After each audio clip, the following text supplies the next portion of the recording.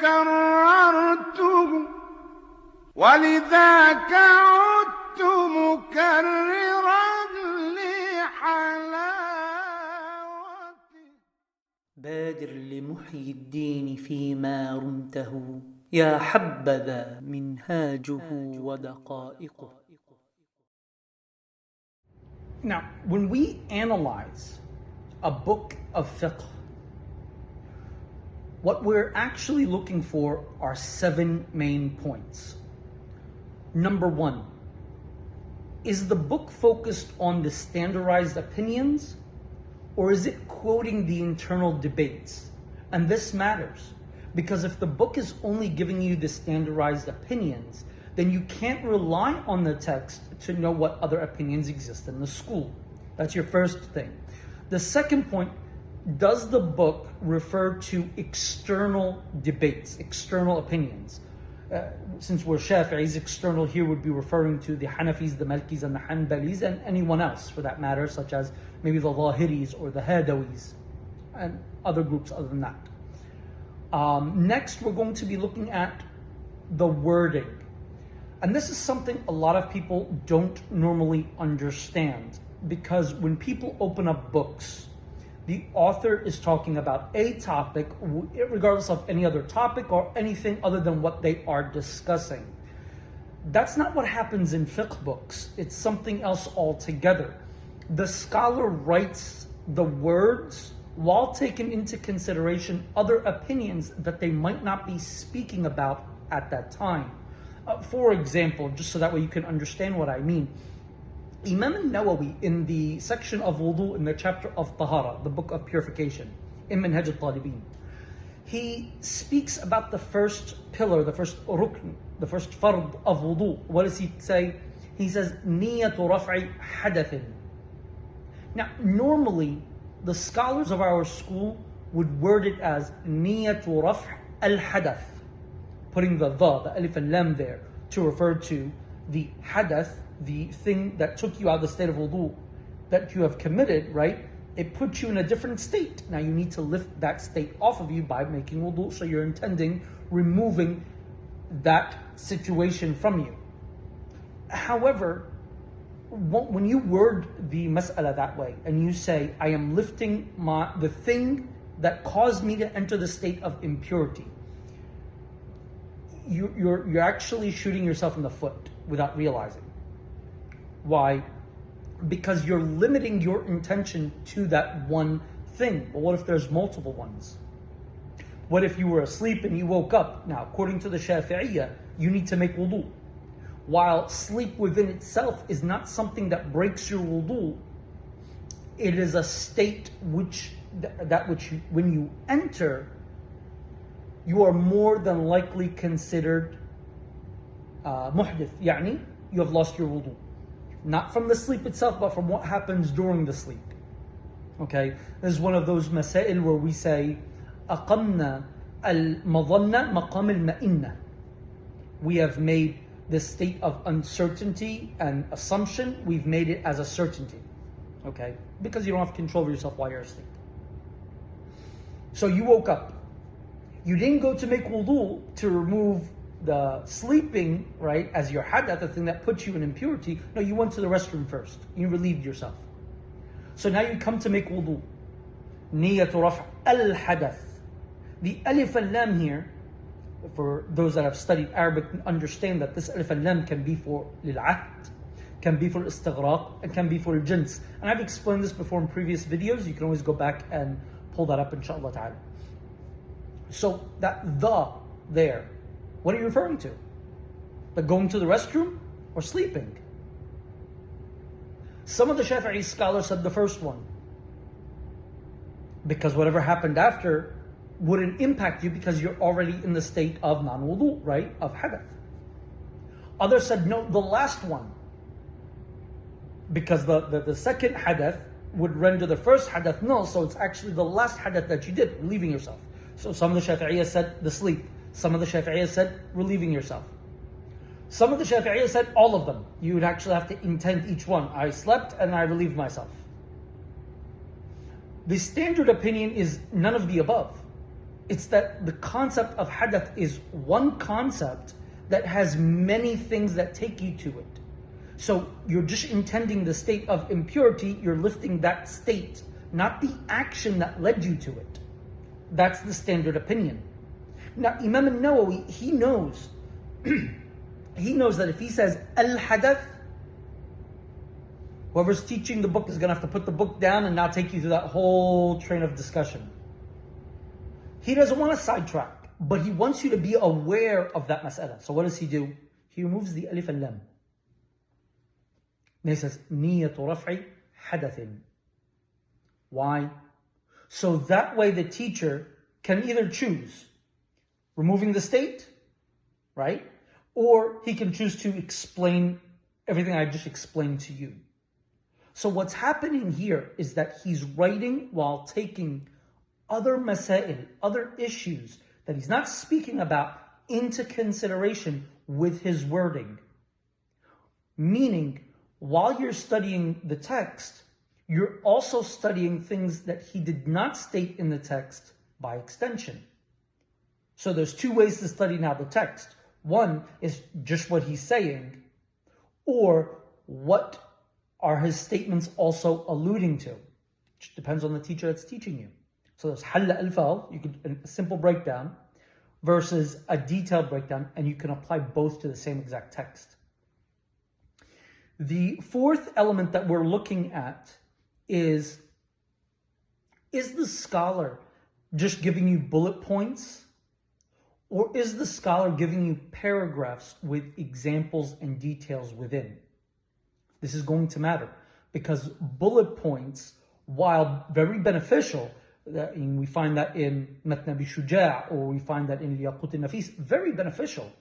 It does not give you real life scenarios.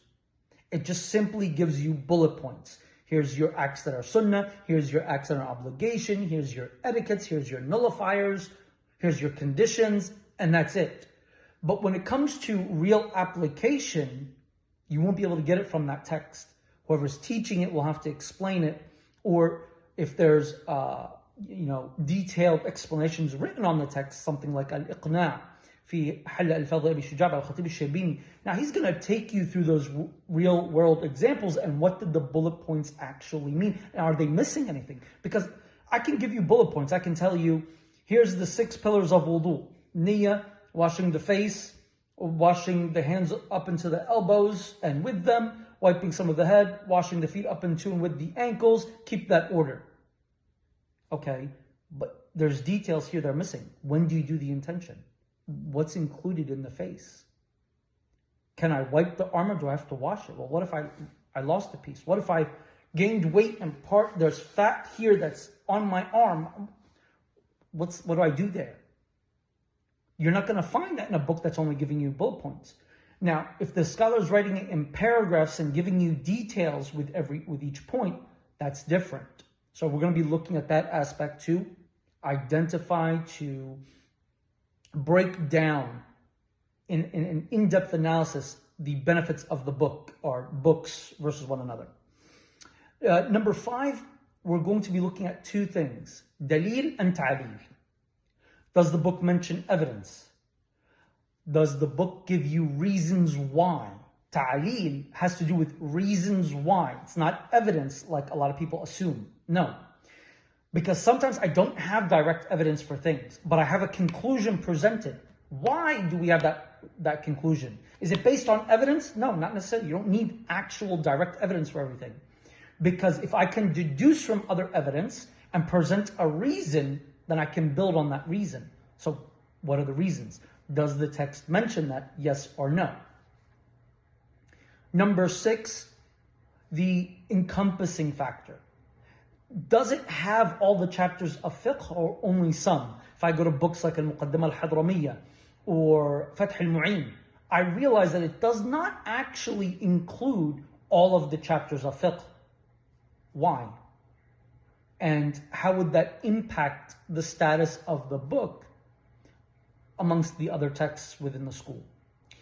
And last but not least, when it's quoting internal opinions of a school, okay, is it quoting it correctly? Is it making the attributes precisely, meaning saying this person said this here, this person said that, that person said that? Or even if they're not going to name anyone, are they going to identify when I have a qawl, something attributed to Imam Shafi'i himself, or a wajh, something referred to or attributed to ashab al-wujuh, or a nas, a statement, an explicit statement by Imam Shafi'i, while there's other opinions like wujuh that exist?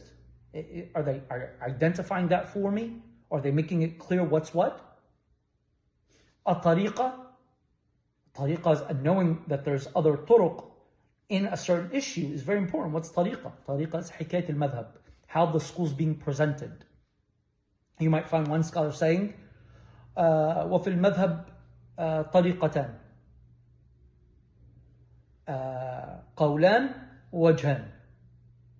And I'll expand on these later on, inshallah ta'ala. But we want to make sure that the text is identifying qawl versus wajh, tariqah versus madhab, qawl, regular qawl versus qawl mukharraj, and so on. Now, when it comes to Minhaj al-Talibin in light of these these 7 things, we'll start with the first one, inshallah ta'ala, and that's mentioning of internal debate. Imam An Nawawi, he bases this work off of another work, which we'll get to that in a minute, which work that is. But the methodology he follows is to pinpoint the major contention points and differences of opinion within the school. Now, he's doing this for 2 reasons. Reason number 1, because that's what the work that this work is based off of did. Number 2, it's because a student of knowledge at this level should be aware of the famous, well-known, widely spread other opinions within the school. Now, Imam An Nawawi does not give you names who said what, when, and where. He focuses on using terminologies to express this for you. And we'll go over examples later, inshallah ta'ala. Now, why doesn't he mention who said it? Because the idea of minhaj is that it can be memorized. But by using key terminologies, you would know, is this a qawl or is this a wajh? Is there another tariqah in the school? And while he won't necessarily give you the opposing opinions, he will give you, or he will use the terminology to allude to those other opinions. Next, mentioning other schools. In Minhaj al-Talibin, we do not tackle any other school's opinion. Only the opinions of the Shafi'is. Number 3, wording. I think I gave you an example earlier of how Imam An Nawawi respects all the issues of fiqh as he's writing every sentence and every word. Number 4, are these bullet points or are these paragraphs? They're paragraphs. It's almost as if it is a mid-level text of paragraphs. It's not very detailed, but it's closer to a mid-level text, meaning the amount of details he's giving would be equivalent to a mid-level text with the addition of the internal differences of opinion.